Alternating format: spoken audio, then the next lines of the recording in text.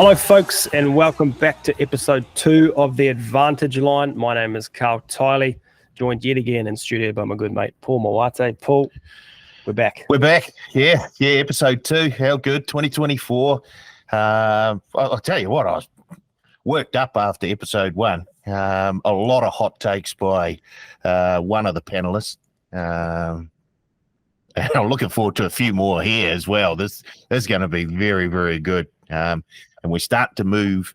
Well, we're going to look at the teams that finished just outside the 9 to 12, just outside the 8 last year. So it'll be interesting to see which teams we think might improve and which teams we think may not. Speaking of that, panelist, he has avoided the judiciary. He is back. Nick Tedeschi, welcome back. How we going, mate? Yeah, up and about. Very happy to have the nerds out of the way after the long suspension to get out of the way in episode 1 and ready to get stuck back in. Find a few more hot takes and a few more tapes. Very nice. Right, as Paul mentioned, we're going to look at teams that ran 9th to 12th last year. But before we do that, I'm going to kick the show off with a divided opinion question. Very quick one. Last week, it came out, Michael Maguire basically saying, Madge Maguire saying that Teddy is not safe in the number 1 spot for the Blues. He is the captain, but... I thought you were about to say Teddy's not safe on the advantage line. not the first time I've heard that, Paul. The performance was not great last week. We're looking at the contract to see what we can do. No, Teddy, I mean, James Tedesco. Is he Nick Tedeschi? Is he your number 1 come Origin this year? Your number one? Yeah. No, he's not. And Origin shouldn't be about loyalty. It's cost New South Wales far too often in the past. I have to have James Tedesco in that group of Latrell, Turbo, Ryan Pappenhausen. And I think you've got to choose the players most informed. They're all about the same level of talent. And if you want to move one other to get, if you can find spots in the centres or whatever to make it work, then sure, I have no problem with that. But the Roosters' attack was stymied last year because there's a growing differential between James Tedesco's current ability and where he perceives his ability to still be at. He cannot. His whole game has been built around having 2 bites at the cherry. He can try to run at the line and then pass late or get an offload away, and he just doesn't have the speed to do it anymore. So he cramped his outside backs. It severely impacted Manu and Joseph Spalletti and a few of the other outside backs there at the Roosters. Hopefully, Trent Roberts is a smart enough coach. I think he will help turn that around this year. And I certainly think if he comes out with a bang, keep the spotlight. Certainly not against having him on the side, but I think it's got to be an open race between probably those 4 and maybe even Dylan Edwards to who the best fullback is. I was going to say, do we put some respect on Dylan Edwards' name, Paul? He's got to be one of the most unluckiest players. Poor bloke can't get a start. He's the Brad Hodge of the NRL. Yes, correct. Right? Yes, he is. But being a Queensland supporter, I'm quite happy to see Teddy in the number 1. Look, if he turns his form around and we see him get back to what he was shown, 2-3 years ago, yep, no problems. But as Teddy said, there are a number of candidates there who, if they are playing top-level footy come Origin time, they should be in the number 1 jersey. One of them should be in the number 1 jersey. And, of course, they did it with, was it last season, the season before, by stacking the centres with a couple of fullbacks. So if they need to do that sort of thing again, fine. But, yeah, it should be the best player playing at the time who gets that number 1 jersey. And I don't think it'll be Tedesco. Good. All right. Fair enough. I don't really care. I support Queensland as well, so the mind boggles at some of the selections over the last few years for New South Wales. Oh, how many times have we seen the worst ever Queensland side march out onto that field and at the end of the 80 minutes, they're holding a trophy aloft. It's just it's one of those things in sport where you look at things on paper and they just don't add up. But it's a tradition as long as Origin itself. But at least we don't have the nut job that is Brad Fittler picking the teams. Like Freddie's one of the nicest guys in footy. I think everyone loves him. I love him, but he was so out of his depth picking that Origin side, and it all came to fruition. Damien Cook at centre. That's all I need to say. Right, let's leave Origin chat there. We're still a few weeks away from Origin. So we'll circle back to that later on. All right, boys, we're going to have a look at the NRL grid for Wednesday, the 14th of February. Valentine's Day, Ted. Happy Valentine's Day. Happy Valentine's Day, Carl. The love is in the air. Love is in the air. I don't know about that. For those of you watching along at home, we can't really ignore the fact that things have changed and we are recording this separately to the podcast you're listening to. you've teleported to another region of the world. We're all wearing the same clothes, though. Good stuff, guys. But anyway, we'll get into it. This week's grid along the top, we've got played in 2005, played for 3 clubs, and played for the Sharks. Down the left, played for the Panthers as a premiership winner, played for the Knights. Teddy, top left, do you want to kick us off? Someone who played in 2005 and the Panthers. One of my favourites. He actually coaches the rival team of my local team, the Orange Sims. He coaches the Orange Hawks these days. Shane Rodney, 1.41. Wow. Holy moly. Wow. We're in trouble here, Paul. Look, there's no love for me on this Valentine's Day NRL grid. I have had an absolute Barry Crocker. Well, you can go next then. Played in 2005 and played for the Panthers. Craig Gower, 2.39. This is not good for me. I'm starting slow again. I've just gone for one of my favourites, and he's a favourite because he started his career on the wing, and progressively moved closer to the middle, and was probably more known for his time in the middle, and that's Luke Lewis. He was actually out here in Orange on Monday coaching a footy clinic, which my young fellow went to. He's a lovely fellow, Luke Lewis. Oh, nice. 5.26 for Luke Lewis. Next one along, Ted, played for 3+ clubs, including the Panthers.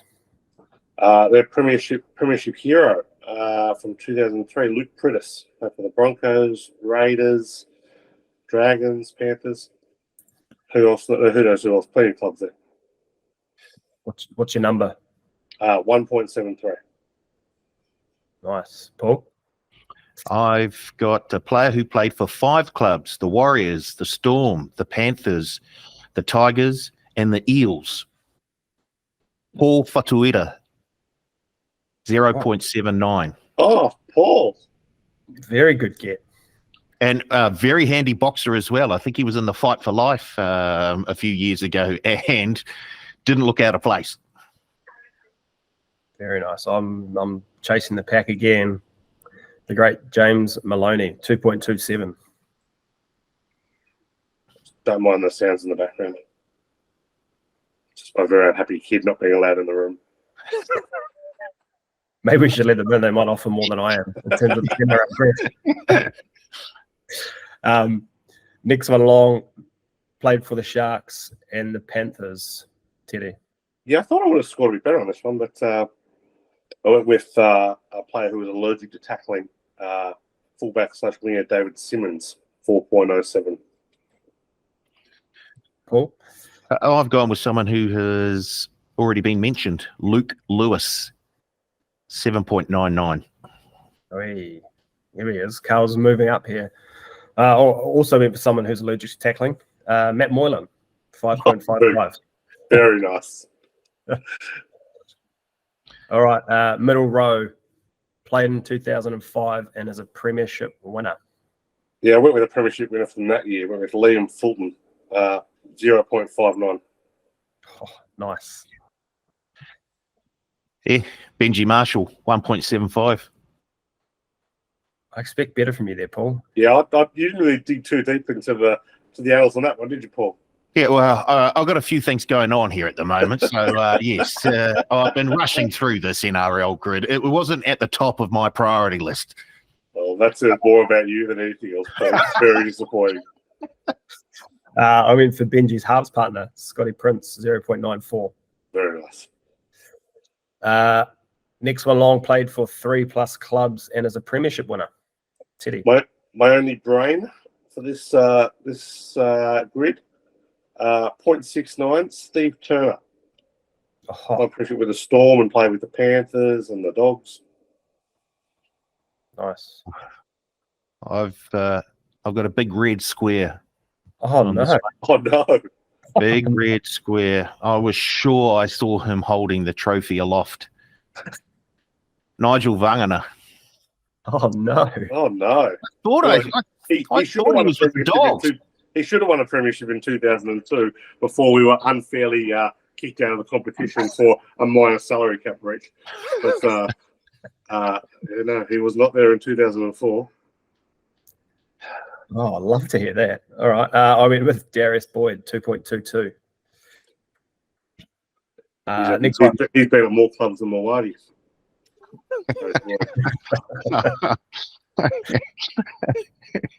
Yeah. Next one, Long played for the Sharks and is a premiership winner. With one of the more unlikable players.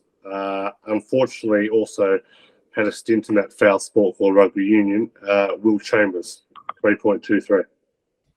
Oh, yeah. Paul Gallen, 4.66. Oh, he really is phoning it in. I went. F for effort for you there, Paul. Oh,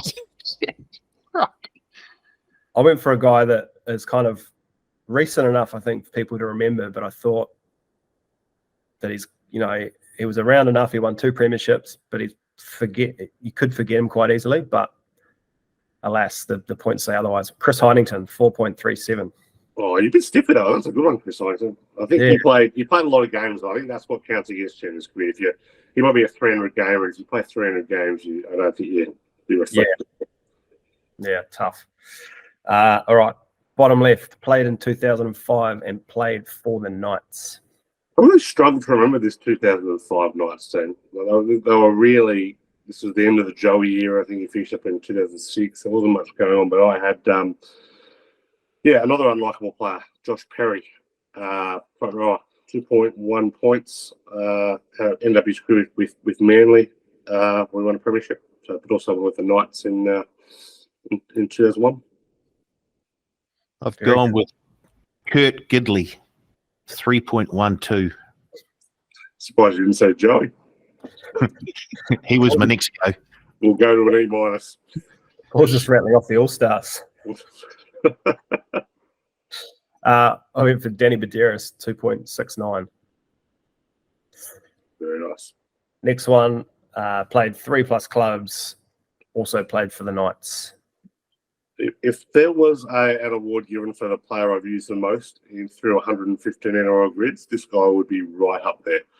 Richie Faoso. Played with the Panthers, the Roosters, the Eels, the Knights, the Sea Eagles, and the Storm. So covers plenty of clubs. Won a premiership. Yeah, premiership came when he transferred mid-year from Manly to Melbourne. But Richie Faoso, 1.17. I've got a big red square. Oh, no. No, you struggled with players who played for 3 clubs, Paul. I've selected a player who only played for the Knights. Sione Matotia. Oh, geez, I'm having an absolute. In fairness to you, Paul, he did sign with the Bulldogs and then reneged on his contract like a complete grub. So That's tough. I went for David Clemmer, 2.28. cool. The last one, played for the Sharks, played for the Knights. Played for the Blues as well. Had a couple of stints with the Knights. I was with the Sharks. Cade Snowden, big front row. Oh, yeah. 4.09. I've got a very sensitive mouse, and it clicked on this player. I didn't want this player, but it clicked on this player, and it's another red square. So I just want that to be taken into account here. Who were you going to pick, and who have you picked? Well, I was searching through names, so I You were searching through names. Yes, That's a very, very poor way of doing this, Paul. I was just scrolling, and then it clicked on Aidan Guerra, who unfortunately didn't play for the Sharks. Interestingly, he did play for the Knights, though, so wasn't that far away. That's it, 3 red squares. I mean, we're counting the cumulative tally for the year. Is that right, Carl? We are, yeah. Well, this is really put Paul behind. Well, no, this is ridiculous. There's got to be what do you call it? The ice skating or the diving. You take your worst result out and your best result out, and then you take all the rest as your median or your average for the year. I think that's just like the diving. We cut the bottom third of the competition for the bottoms. Look, it's a working competition. We'll see what we can come up with. But given you're 300 points in the rear vision mirror, I'm happy to let it stand. I'm going to finish strong, bring it home. I've got a little wizard here. Oh, nice. I think we talked about him on the first podcast. I think, Paul, you used him. Lachlan Miller. Oh, nice. 0.60. Another rugby union grub. Yep. So, Teddy, your total score? 19.1. Very nice. Paul? Well, I would have been around 30-something, but I'm 320.7. This is probably a segment we don't really need to.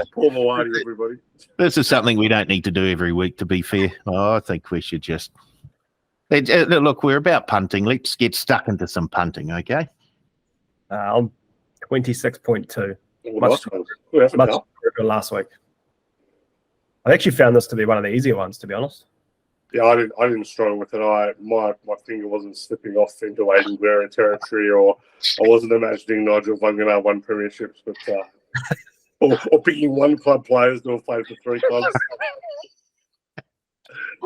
He wouldn't have played 100 games either, would he, Sierra Matter Utah? Hold on. He played 124. No. Yeah, 124. 0 of them memorable. Yeah, another player that's tried to go from the wing into the back row, but probably not as successful as Luke Lewis. He, for a footballer, I'm sure he's a very nice man. And that's probably a good spot for us to leave it on and get back to the regular program. All right, let's move on to the next 4 teams. Sea Eagles, Cowboys, Eels, Bunnies. We will start with Manly. Sea Eagles, where are their ins and outs? Teddy, if you've got them handy, feel free. Well, Luke Brooks. Yes. Luke Brooks, Jackson Paulo, Tommy Talau, Corey Waddell, Brandon Wakeham, Bailey Hodgson. Looks like they're going to sign Nathan Brown as well. Key outs, Sean Kepi, Ko Weeks, Kelma Tuolangi, and Morgan Harper. So no key outs there. And as you said, no key outs, exactly. As you said last week, was it Tui Polotu? Tui Polotu.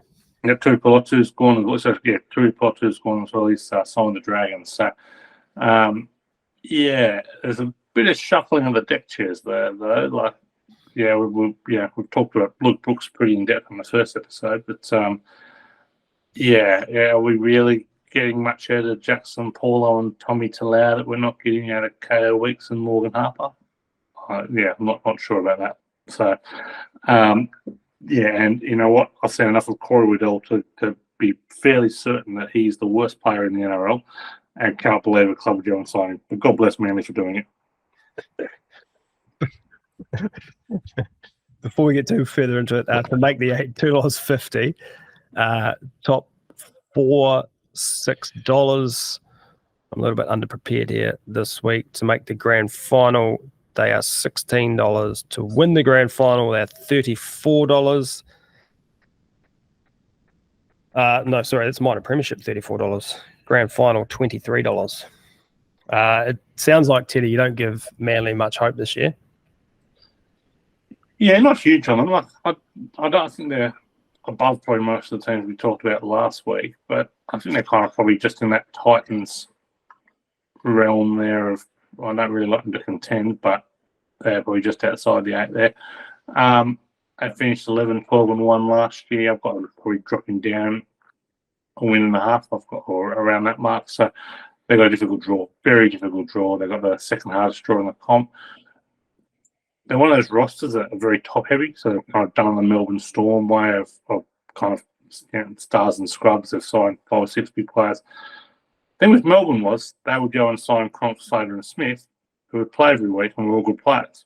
Manly had signed Cherry Evans. They signed Turbo, who never plays, played like 40% of games over the last 4 or 5 years. And then they pay people like Josh Schuster lots of money and Luke Brooks lots of money. So not ideal when you're trying to do a side of stars and scrubs. So, yeah, the stars need to play and the stars need to be stars. So you don't love them. You can't write off the pen. Like if Pongrarovich plays a full season and Cherry's there, of course they're going to win games. Like there's too much talent there not to. But I think the team's a bit fragile. I don't think they can afford any injuries. I don't think teams may get injuries. So yeah, don't love Manly this year. I've got them, I guess, similar to you, sort of battling for that 8th spot. Could finish 8th, could finish 12th. Couple of wins in it. As you said, we touched on it last week. Luke Brooks, he's the big question mark, the big unknown. If he plays well in that system with the top heavy names, I think they go all right. If basically everything's Teddy said, if they stay fit, if Tommy stays fit, Cherry Evans is still, he only just gave up the Australian jumper last year to Cleary. He's still the captain of Queensland. He's a good player. They've got a couple of big names in the forward pack. Olakau'atu is just a scary human. Jake Trbojevic, if he gets back to his best. Lots of question marks, lots of potential.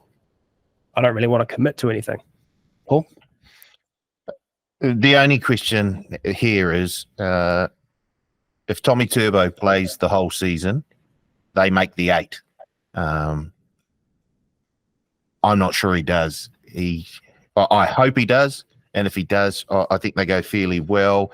I think Brooks, I think they're paying him too much, but it doesn't really matter.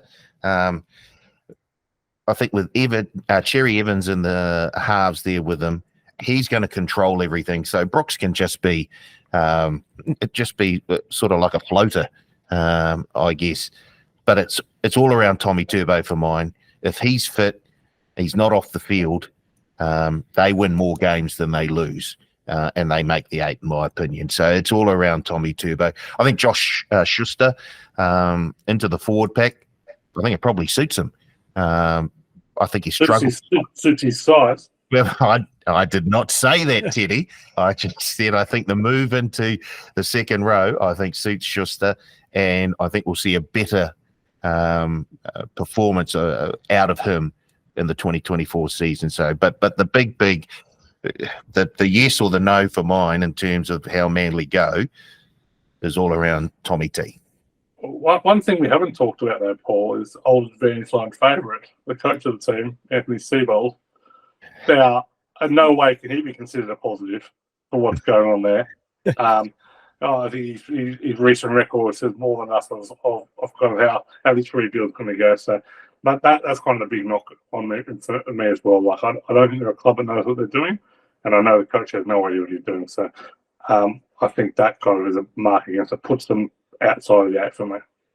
It's just that the talent that they have, if they're all together for the bulk of the season, I think they can sneak into the 8. So, I've got them in that 4 to 8, but that relies on Tommy T being fit for at least 90% of the season. Tough start too. Bunnies, Roosters, Eels, Dragons, that's a win. Panthers, Warriors. Tough start. Tough start. The middle doesn't get any easier either. So, they're going to Vegas as well. That counts as one of their home games. They've got a home game against the Broncos at St. Paul. So they lose a few home games there that, just make things a bit niggly for Manly as well. So, yeah, enough going against them for me. So where do you have them finishing then, Teddy? What Ninth to 12th. Yeah, I'm the same, 9th to 12th. Paul? I had them 9th to 12th. I'm going to go 8 to 5. I'm going 8 to 5. I had them 8 to 5, and I just swapped them out. I've got about 15 teams battling for that 8th spot, so when we come to do our ladder, it could be very interesting. Look, the final round could be very, very interesting this season. There could be a number of teams who can either make the 8 or fall out of the 8, depending on the result of the final round. It's the same every year. I see it very, very tight. This is going to be a fascinating season. I just can't wait for it to get underway. Greatest game of all. He's pumped. He is pumped. All right, let's go to the Cowboys. Ins, Jake Clifford, Thomas Michaele. I am not even going to try and pronounce that name. I apologize. Viliami Vaida. No, I can get Viliami Vailea. It's the other guy. Deja. Nah, not going to do it. Who are you looking at? Let's call him DP. This bloke, yeah. Teddy's not even sure. I haven't got it on my list, so I don't know who you're talking about. You do some research, punters. Have a look yourself. DJ there. Yeah. Losses: Peter Hiku, Avasi. Sylvester Namo, Riley Price, and James Tamau, who has retired. Teddy, thoughts on the Cowboys early doors? Oh my God, how boring! Just how boring is my first look at the Cowboys? I've got a team that missed the 8 last year and have essentially made no roster changes. Like Peter Hiku was done by the end of the year, and I think had been supplanted by Zach Labert. Then Labert and Vailea will fight for spot. There's no real positional changes there. I don't see how this is not more of the same. Like the Cowboys have a very even draw across the year. Like they finished 0.08 wins off their true win rate, so they'll probably spot on a 12-12 team. Like they went 3-1 in close games, so that might be an indicator they go down a bit. They also had they were the healthiest NRL team in terms of spine last year, which I can't tell you that's a positive or negative because Chad Townsend being hurt might have actually been a positive thing for the Cowboys. But they've got an easy draw. I've just got absolutely more of the same. Like I am not a drinker of the Kool-Aid that says Todd Payton's a good coach. Like that was set up for success last year. He's gone all in on Townsend. And he's got Jake Clifford as his backup. Like there are not too many players at halves that Chad Townsend would beat out convincingly in a battle for halves, but Jake Clifford is one of them. So, I don't like what they haven't done. And the other thing that probably concerns me more than anything was we saw this a lot last year with a lot of Cowboys players, and I don't think it reflects well on Payton as a coach, and at least who he's surrounded is kind of. For all the Tom Deans and Scott Drinkwaters that improved, Jeremiah Nanite was horrible last year. Went backwards by a long way. Kyle Felt obviously a lot. Murray Tuilagi went from playing for Australia to barely being a first grader. Yeah, there's a lot of those kind of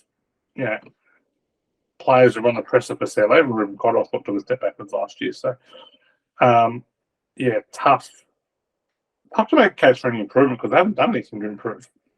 I just don't see where it comes from. Like, they'll be fighting out for the 8, and they could easily go 13-11 and sneak in. They could easily go 11-13 and miss out, or they could easily go 12-12 and be a coin toss as to whether they're in or 40 as well. So I've got them smack bang in the middle of the premiership. When you look at the team on paper, it's sprinkled with superstar names. There's a lot of superstar names there, a lot of representative players, a lot of guys that have done it. Most have seen better days, though. Yeah, but, last year, could you just sort of write it off as an off year? If they fire, like you say, they'll definitely be top 8, could be pushing top 4. It was an off year, but by the same token, you look at the year before and say that was the off year, where everything just kind of clicked from. Like, just trying to get a grip on where the Cowboys are actually at. And in terms of talent, I think I had them rated the 11th best roster. There's not much depth there, and I totally take your point. Like, you got Dearden and a few others like Reece Robson, who are very good players, but I think this for all, you might get improvement out of Nanai and all that stuff. Surely we're not going to see the same year as Scott Drinkwater. He had a sensational year last year. And players who kind of come out of nowhere like that, they don't usually repeat as often, do they? No, they don't. But I think there are more question marks. What do we think of the was it last week, 2 weeks ago now, captaincy change? Townsend, Taumalolo booted as co-captains in favour of Cotter and Dearden. Does that signal a change? Maybe, but I put such little credence in captaincies, and I put even less credence in when there's more than one. That's tinkering on the edges for me. Yeah, I think Taumalolo is still a big piece for me. If he can get anywhere near back to his best, then they're going to be a dangerous football side, Paul. They've made some of the fewest changes of any of the teams on the off season. So for mine, we're going to get a very similar output to what we had this season just gone. I've got them finishing almost exactly where they did last season. I don't see an improvement. I don't see much of a drop off. I think they will be just outside the 8 again for mine. So 9 to 12? Yeah. Did he? Yep. I got them 9 to 12. I'm going to go 5 to 8. Yeah, you certainly seem higher on the Cowboys than us two there, Cup. Yeah, I don't know. It's just looking at that 1 to 17, I think there's enough experience and excitement there that if a lot of it comes back to, if Nanai gets back to his best, if Tuilagi gets back to his best, if Val Holmes is still, one of the best centres going around, Scott Drinkwater's got to be at 80% of last year, then I think they're a problem for some teams. It's a tough place to go up there, North Queensland, and take the Cowboys on, but they just seem like a sort of a middling team for mine at the moment. So pretty indifferent start to the year too. Dolphins away, Knights at home, Dragons away, Broncos at Suncorp, Titans. Yeah. You'd expect them to pick up a few wins, but I don't know. Well, I got the Dolphins beating them in the first game of the season. Yeah. It's an interesting one. Okay. Next one. The Parramatta Eels. They are paying I should say, sorry, did I do the odds for the Cowboys? I don't think I did. Top 8, $1.62. The bookies are on. $1.62 to make the 8. $3.20 for top 4. To reach the grand final, $6.75. And to win the grand final, $13. They are currently the 6th favoured team ahead. I can't believe this, ahead of the Wars to win the grand final.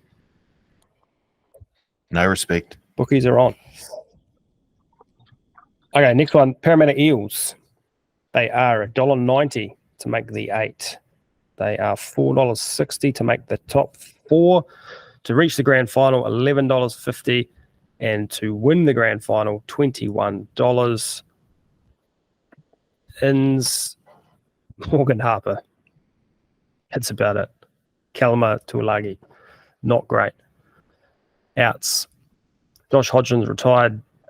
Jake Arthur, Walker Blake, Nathan Brown, Jack Murchie, and Mitch Rain. Teddy, Parramatta Eels. Rinse and repeat. Cowboys preview.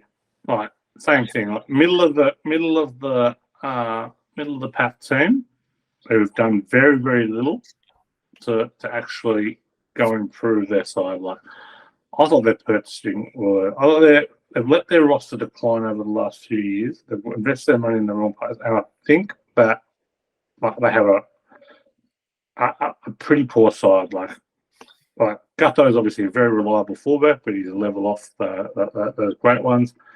Dylan Brown and Mitchell Moses are two good halves, but again being paid like great halves. We don't know what we're going to get out of Brendan Hands or probably their hooker, so that's a concern. But they're a great front row, Junior Paolo and Regan Campbell-Gillard. Back row's okay, but if you're playing Bryce Cartwright there, you are playing with absolute fire. I know he was okay last year and the year before, but don't like it. And their three-quarter line is abhorrent. So can't tackle. Like I said, obviously he can score tries, but not much else going on there. So like the Cowboys, there was no indicators to suggest they were any better or worse than the 12 and 12-10 they were last year. They have been blessed by a good draw. I think they're better coached than the Cowboys, but I think they probably start off with maybe a slightly worse roster than the Cowboys. So, if I had to pick between the Cowboys and the Eels as a team to jump up and make the 8, I'd be more inclined to take the Eels. But I'm not taking any of them. But if I was backing one of them, that'd be it. But yeah, just don't like anything about that. The Eels, they are bang on average from one. What do you think of Paul? Yep, much of the same from last season to this season for the Eels. I think they just missed the 8 again. Look, they've got a good halves pairing and Brown and Moses. Gutherson, he's got another season under his leg, so reckons he's the fittest he's ever been. He can be as fit as a fiddle. He's going to lose another half pace of speed for mine, and that's what gave him a bit of spark, I guess, over the last few seasons. Yeah, I don't see him getting better. I wouldn't worry about his speed. I'd be more inclined to. You can be as fit as you want, Gutho. What about some of your challenges as captain? Like that's what you need. A few more brain cells is what you need. I do not see them going up or down. I see them finishing in that bracket again. I've got them dropping a little bit. I agree with you guys. Backline's a bit outside of Gutho and Sivo. Their back five isn't anything to sort of write home about. Simonson, Penasini, and Russell. Like Penasini hasn't come on. Simonson's horrid. We haven't seen much of Russell, so. I'd love to get Blake's opinion on Micah Sivo. If I hear they're great mates. I'll leave him alone. Jeez. At least have the man here to defend himself when you make a casting aspersion like that. Might be the greatest NRL highlight ever. Wow. Dylan Brown, Mitch Moses. Is it like they're good halves? Dylan Brown plays for the Kiwis, but he's in a good system. They both need to fire and have very, very good years, very strong years for the Eels to fire. Forward pack's okay. Bench, not great. The roster falls away. Like, it does pretty quickly. Like there's no depth there. But 4 or 5 years ago, you look at this team and those sort of standout names, and you think, shit, this is a good team. They're probably pushing top 4, and I mean they were. But they made a grand final 2 years ago. Yeah, I think that the 2 years is a long time in the NRL. A very long time in the NRL. I mean, you kind of, and it's also one of those things like teams that are kind of built on sand, they can collapse pretty quickly. Like it was of no surprise to me Parramatta missed the 8 last year, and I think the teams can get hot and can do well, and that's good and well done to them. But they've probably always been around this mark for the last 4 or 5 years. The Eels, and it's kind of they're not a team on the up. That's for sure. Yep. All right, Teddy, where have you got them finishing? 9th to 12th. Paul? 9-12. 13 to 17. Ooh, I hope you're right, Carl. I do like seeing Eels in misery, so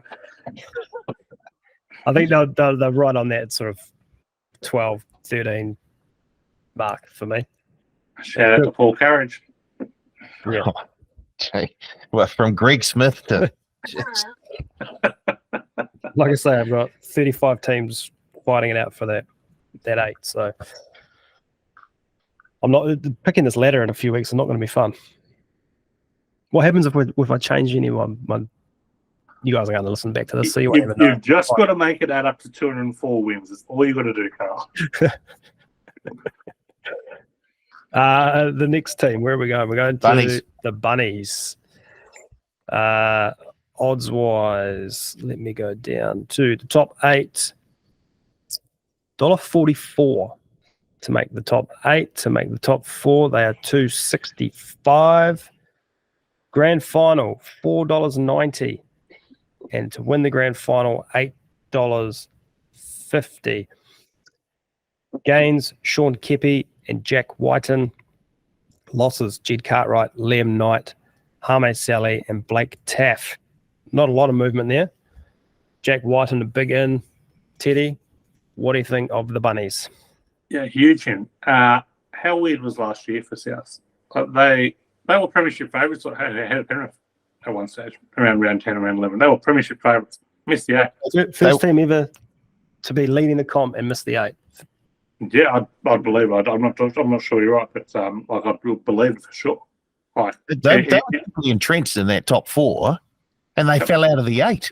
Like, it was a very strange year, and to me, it kind of came down to 2 things, and kind of the ability to solve these problems will kind of tell you where Souths are finished. So, Jason Demetrio let Cody Walker on the Latrell Mitchell get away with way too much last year.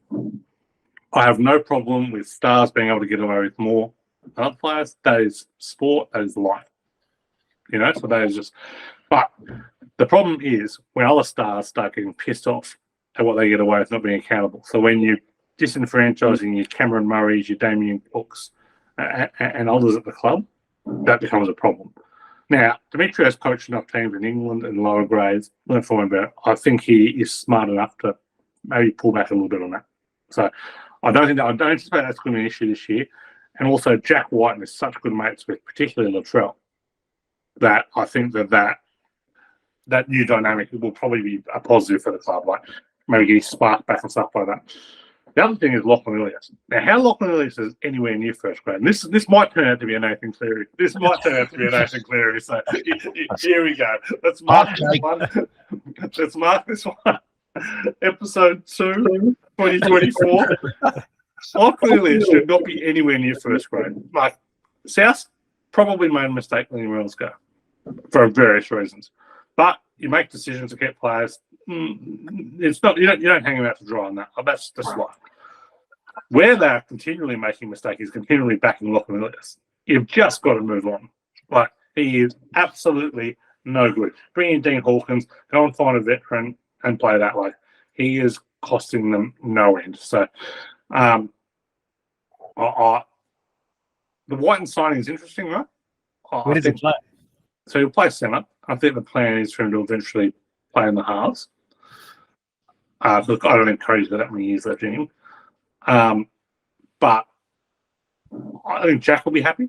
I think Latrell will be happy. And I think it adds to a pretty strong back line. The problem for South is they didn't need help. They didn't need help in the outside back. Where they need help is in the forward pack. And that's where, and at halfback, and that's kind of problematic for them. So I thought, overall, you've got to rate the purchase a good one. You're rating an international for your team. So they've got an array of talent in the back line. So that's great. they certainly undershot their true win number last year. Like they were absolutely a top 8 team last year, based on their list and how they played, all that kind of stuff. So, I'll be on them to kind of push themselves back into the finals this year. 2-4 in close games, no luck. Two big worries for South this year, other than kind of the personnel stuff we talked about. They had a great run of injuries last year. And if that kind of drops back a bit, if you can't make the 8 with the run of injuries they had last year, then that's a problem. They've also got the third hardest draw. So they have a incredibly difficult, incredibly difficult start the season. Their first 8 games is as difficult based on last year's win numbers for their opponents than anyone else outside of the Dolphins' last 8 games. It's a brutally hard schedule. They're in Vegas. They've got to give a home game up at Suncorp. They're playing Parramatta on the road. They're playing Tigers and Gosford, both home games as well. So they give up a bit there. They did a lot of travelling. If you remember last year, they made those T-shirts, Paul, where they were travelling around, and that did them no favours because they barely won a game on that trip. So,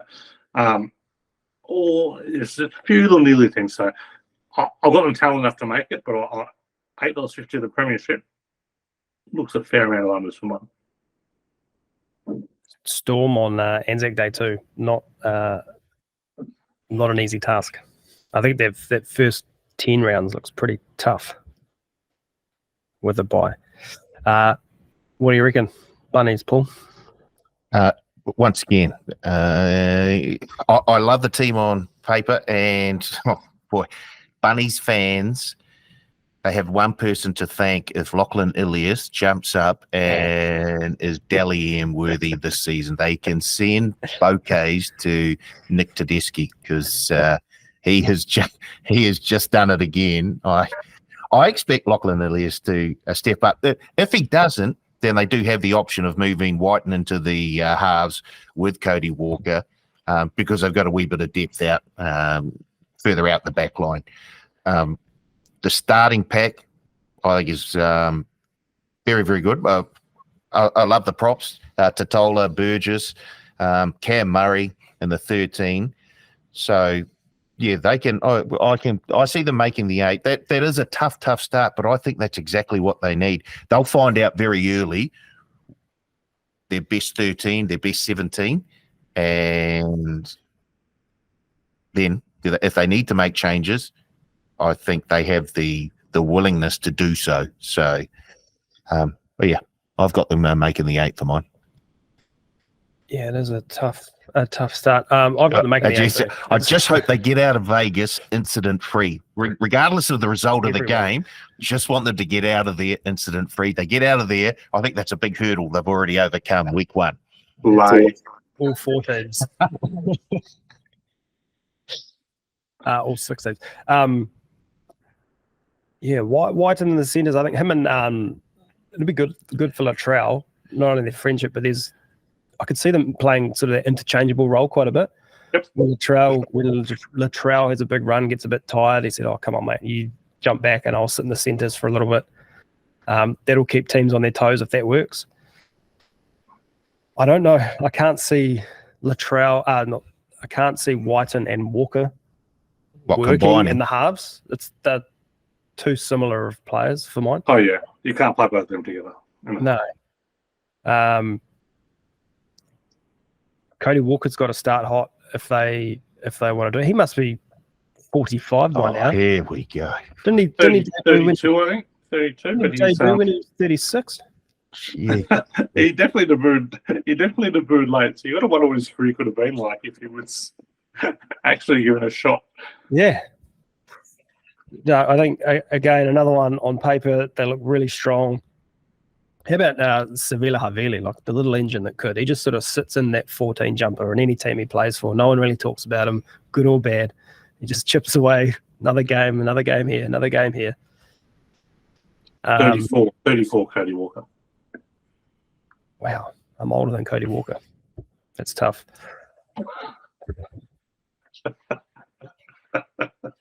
I'll tell you what, we've probably all reached a stage now, but when you become older than every player in the NRL, it's a real sad day. When Gal retired, It was a really upsetting time for me. We were talking about this the other day when the players you watch growing up and now their sons are playing. That's tough to watch. Yep. All right. Or grandsons. All grandsons. Let's wrap this one up. Teddy, where have you got the Bunnies finishing? 5th to 8th. Paul? 5-8. I too have them 5th to 8th. I realise I haven't given out any of Surly or Blake's options this week because they haven't provided them to me just yet. So we'll try and sneak them in next week for this one. But Get on top of that. that'll do us unless you guys have got anything Don't let them get away with murder. you want to get off your chest for the second Oh, preview. crikey, how long have you got? Petty's No, about to launch. We don't have long. That's why I'm. I've never been asked a question I've enjoyed more in my life. I'm It's afraid. just something I want to get off my chest. No. You better call the lawyers. Let's not go there. No, Teddy, thank you again for joining us. Awesome, great fun as always. Paul, you too. Yeah, let's just get to the season. Let's get to the season. Not far away now. And thank you out there for listening yet again. And we will be back next week to do it again. That's a poor sign off. We'll be back next week anyway to look at teams 8 to 5. Looking Getting forward to close. that. Yeah, All right. now we're getting to the juicy part of the season. To the ladder, sorry. Let's kill it there. See you next week. Boom.